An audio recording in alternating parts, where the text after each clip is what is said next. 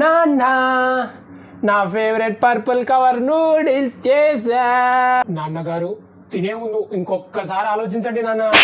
రేయ్ నువ్వు గమ్ముని పో, నాకు తెలుసు కానీ. ఓకే నాన్న, తీసుకోండి నాన్న.